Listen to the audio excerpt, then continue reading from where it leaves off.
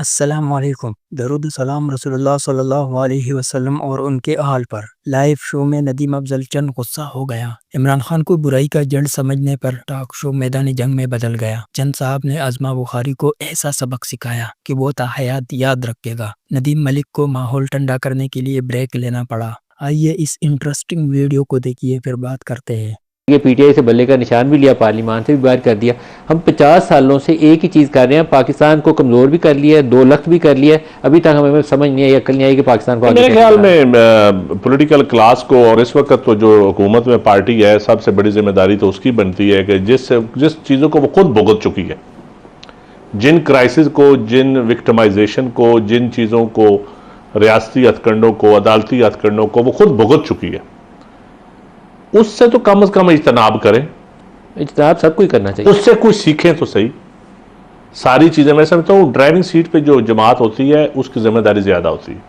अब इससे पहले पीपल्स पार्टी के साथ जो कुछ होता रहा, पीपल्स पार्टी के साथ अल्टीमेटली जाकर चार्टर ऑफ डेमोक्रेसी मियाँ साहब को करना पड़ा, एक दूसरे से माजरत करनी पड़ी। तारीख में देखा जो अदलिया के ज़रिए क्यूम कोर्ट, इफ्तिखार चौधरी कोर्ट, पता नहीं क्या क्या, फिर पीटीआई के दौर में साकिब निसार को जिस तरह इस्तेमाल किया गया, ये तारीख के भयानक चेहरे जो दौर गुजरे हैं हमारे, उन दौर अदवार से हमें सीखना चाहिए ना। तो अब मैं समझता हूँ ये हुकूमत की जिम्मेदारी है, हम हुकूमत के इत्यादी हुकूमत बनाने में हमारा किरदार है। लेकिन मैं एज ए पोलिटिकल वर्कर कहूँगा कि सियासत तरक्की नहीं कर रही, सियासतदान तरक्की कर रहे हैं। शायद चंद दिनों की वाह मिल जाती है, तारीख भी बंदे को रगड़ती है और अल्टीमेटली इंसान को खुद भुगतना भी पड़ता है। इससे पहले देख लें आप, जिसने जो कानून बनाया उसको खुद ही भुगता।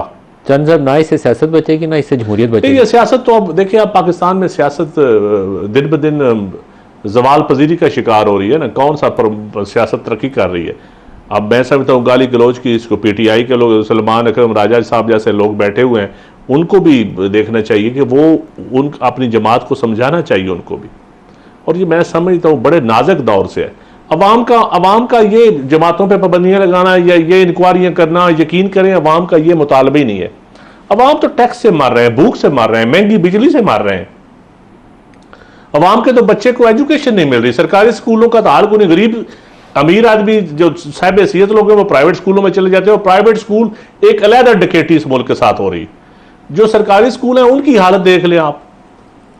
लेकिन हम लगे हुए हैं सियासत में, एक दूसरे को किसी जो पर 25 करोड़ है वो अपनी बका की जंग लड़ रहे हैं, और आप लोग जो कुछ कर रहे हैं शायद आपको एहसास नहीं है। सच्ची बात है, एज ए सरकार ये हमारे लिए शर्मनाक और अलमिया है। और मैं समझता हूँ हमें सीखना चाहिए। हमें इतना भी इक़्तिदार से प्यार नहीं होना चाहिए कि इक़्तिदार के लिए हर चीज़ ही हम बर्दाश्त करते जाएं और रोनते जाएं।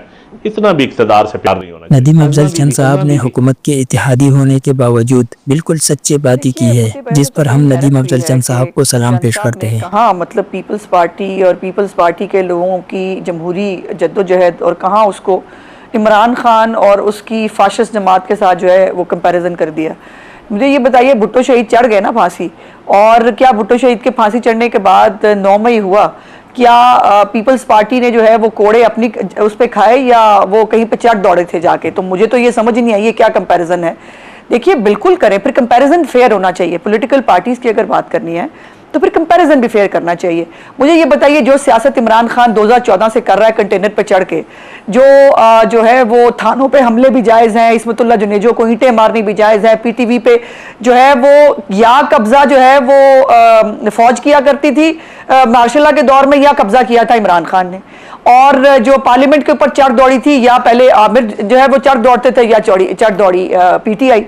मतलब अजीब बात है, एक बाकायदा सूबा यलगार करने आया था परवेज खटक साहब की सरबराही में इस्लामाबाद के ऊपर। सिविल नाफरमानी एक पॉलिटिकल पार्टी ने कराई इस मुल्क के अंदर। मुझे समझ में नहीं आ रहा कि ये क्या कंपैरिजन किया जा रहा है। मैंने तो बात ही यहाँ से शुरू की थी। अगर एक पॉलिटिकल पार्टी जो है, अगर उसके ऊपर कोई ज्यादती हो, सबसे पहले हम खड़े होंगे। लेकिन मुझे मैं बात पूरी कर लूं, मैं बात पहले पूरी कर लूं, प्लीज। मैंने आपकी बात सारी सुन ली थी, मुझे बात पूरी कर लेने। पिछली दफा मैं आपकी बात को रिस्पॉन्ड नहीं कर सकी थी। दूसरी बात यह है कि अभी जो हालात कोरोना रो रहे हैं, चंद साहब को नहीं पता कि 2017-18 में हम क्या पाकिस्तान छोड़ के गए थे और उसके बाद इस पाकिस्तान के साथ क्या किया। फिर IMF को खुद जाने के बाद पहले 450 अरब रुपए का बाकायदा तेल से बिजली बना के 450 अरब रुपए पाकिस्तान के ऊपर छोड़ा, फिर 10 रुपए उसको कम करा के पाकिस्तान को फिर IMF का प्रोग्राम तोड़ा, फिर पाकिस्तान को डिफॉल्ट के दहाने पे पहुंचाया, फिर हमने जो है नाक की लकीरें निकाली एज अ स्टेट पाकिस्तान को डिफॉल्ट से बचाने के लिए। और आज ये जो सारे क्राइसिस है, ये IMF जो है जो आज हमारे ऊपर सख्त शराइत दे रहा है, ये मेरी पार्टी की वजह से हो रही है। मैं ये वाला पाकिस्तान देके गई थी। तो ये कंपैरिजन करते हुए खुदा के वास्ते, जहां तक मकबूलियत की बात है राजा साहब की, मकबूल तो चाहत फतेह अली खान भी बहुत है, लोग तो उसको भी बहुत सुनते हैं। पाकिस्तान इस वक्त कदीम मिस्र बना हुआ है, जहां गुलाम सुबह से शाम तक फिरौनों की आयशी का खर्च उठाने के लिए मेहनत करते हैं। फिर कहा हम भड़का रहे हैं लोगों को, वो ये हो जाएगा, यही तो प्रॉब्लम है। आपके भड़काने के बावजूद शुक्र है अल्लाह पाक का कि लोग आपकी बात नहीं सुन रहे। आपने जब जब कॉल दी है आपको मुंह की खानी पड़ी है, आपको लोगों ने रिस्पॉन्ड नहीं किया है, क्योंकि लोग वाकई अपने मसाइल का हल चाहते हैं। लोग रोटी में कमी चाहते हैं, कीमत में कमी चाहते हैं, जो मरीम नवाज कर रही है। लोग अपनी तालीम और सेहत में बेहतरी चाहते हैं, जो इस वक्त जो है पाकिस्तान की हुकूमत हो या पंजाब की हुकूमत हो वो कर रहे हैं। पाकिस्तान को ये इंतशार क्यों फैलाना चाहते? जब निकलेंगे, जब जेल से खबर आएगी, आपको इंतशार की आएगी, फसाद की आएगी, लड़ाई मार कुटाई की आएगी। दुनिया कह रही है, इंडिकेटर्स कह रहे हैं पाकिस्तान जो है वो अब टेक ऑफ करेगा, पाकिस्तान के अंदर बैरूनी सरमायाकारी आएगी, यहां फसाद चाहिए। देखिए, मैं जहाँ कंपैरिजन की बात है, बिल्कुल मैं कंपैरिजन इस हवाले से नहीं कर रहा, लेकिन as a Bhuttoist, as a democrat, क्या भुट्टो शहीद ने ये कभी कहा है कि मेरे बाद अगर किसी जमात के साथ वही एबटो लगे, क्या क्या दहशत गर्दियां हुई पॉलिटिकल जमातों के खिलाफ? मैं ये कहता हूं कि पॉलिटिकल जमातों को पॉलिटिकल तरीके से डील करें। देखें, जैसे जावेद इकबाल किस दौर में लगा, किस दौर में इस्तेमाल हुआ। अवाम अपनी बका की लड़ाई लड़ रही है और सियासतदान अपनी बका की। मुल्क में नफसा नफसी का आलम है। निसार भर्ती मियां नून लीग ने किया था, इस्तेमाल भी उनके खिलाफ हो गया, PTI के दौर में इस्तेमाल हो गया। इफ्तिखार चौधरी कब भर्ती हुआ, कैसे आया, किसने किस किस को परवान चढ़ाया, फिर इस्तेमाल किसके खिलाफ हुआ? रेस्टोरेशन ऑफ जुडिशरी के लिए सबसे बड़ी कुर्बानी पीपल पार्टी ने दी, टांगे काटी गई वर्करों की, पीपल पार्टी के वर्करों की, और पीपल पार्टी के खिलाफ पॉलिटिकल गेम की। हम सारी पार्टी खड़े होते थे। आसफ अली जरदारी साहब ने हमें कहा कि ये पॉलिटिकल जुडिशरी होगी, ये वो जुडिशरी नहीं है जो आप सोच रहे हैं। हम कहते थे बहाल करें जी, जरूर करें जी, जरूर करें। फिर अल्टीमेटली देखें, पाकिस्तान की तारीख हमें सीखना चाहिए। हमने जो गलतियां की हैं, जो सही ऐसा सिर्फ एक जमात को देखे, मैं कोई PTI का तो नहीं, मतलब पीपल पार्टी का वर्कर हूं, लेकिन मैं अगर आप मुझे फिर मेरे से सवाल करें, मैं कहता हूं नून लीग के साथ भी ज्यादतियां हुई हैं, सबसे ज्यादा ज्यादतियां तो पीपल पार्टी के साथ हुई हैं। क्या हम अब ज्यादतियों को सपोर्ट करना शुरू कर दें कि हमारे साथ हुई हैं तो अब इनके साथ ये थोड़ी हो रही है, हमारे साथ ज्यादा हुई? गलत काम, ये जवाब नहीं है, जस्टिफाई नहीं करता, ये सही है। ये जवाब नहीं है कि हमारे साथ ज्यादा हुई थी, अब इनके साथ थोड़ी हो रही है। ये भाई क्यों हो रही है? हमने ज्यादतियां बर्दाश्त इसलिए की कि हम चाहते हैं कि फेयर अदलिया हो, आजाद अदलिया हो, जमहूरियत परवान चढ़े, क्वालिटी ऑफ डेमोक्रेसी के लिए हमने कुर्बानियां दी हैं। हमने इस मुल्क में कॉन्स्टिट्यूशनलिज्म के लिए कुर्बानियां दी थी। हमारे लीडर फांसी चढ़े, हम उन लीडरों के खून से, कब्रों से गद्दारी होगी अगर आज हम जुल्म के ऊपर हम ये कहते रहे, आंखें बंद करके ठीक ठप्पे लगाते जाए, ठीक है जी, ठीक है, सब ठीक है। ऐसा ठीक नहीं होता। जो गलत को देखें, क्या सियासत अपनी अपनी होती है, नजरिया अपना अपना होता है, लेकिन कुछ चीजें होती हैं कि एक देखें, यहां दहशतगर्द तंजीमें हैं, शेड्यूल 4 में वो जलसे कर रहे हैं, नेशनल एक्शन प्लान क्या कर रहा है, फिरकावारियत को प्रमाण चढ़ा रहे हैं, सोशल मीडिया देखे ना क्या क्या लोग कर रहे हैं, यहां हमारे जवानों की गर्दनें काटी जा रही हैं, क्या हो रहा है उनके खिलाफ? हम लगे हुए हैं सियासतदानों को, मतलब सियासी जमातों को दहशतगर्द करा, दहशतगर्दों को सियासतदान बनाए, आप सियासतदानों को दहशतगर्द बना रहे हैं।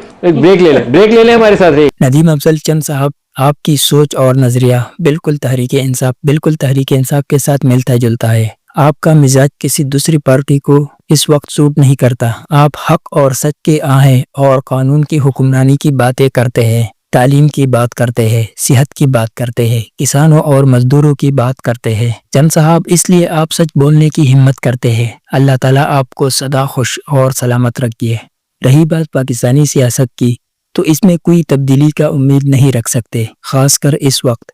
ये ऐसा ही चलेगा। एस्टेब्लिशमेंट अपनी मनमानी करेगा, अपनी मर्जी का बंदा लाएगा और अपने मुखालिफ को जेल में डालेगा। यही सिलसिला जारी रहेगा, लेकिन हमें उम्मीद नहीं छोड़नी चाहिए। एक दिन इंशाअल्लाह ये सब कुछ ठीक हो जाएगा। अगर ये वीडियो आपको पसंद आई है तो लाइक, शेयर और सब्सक्राइब ज़रूर करें। शुक्रिया।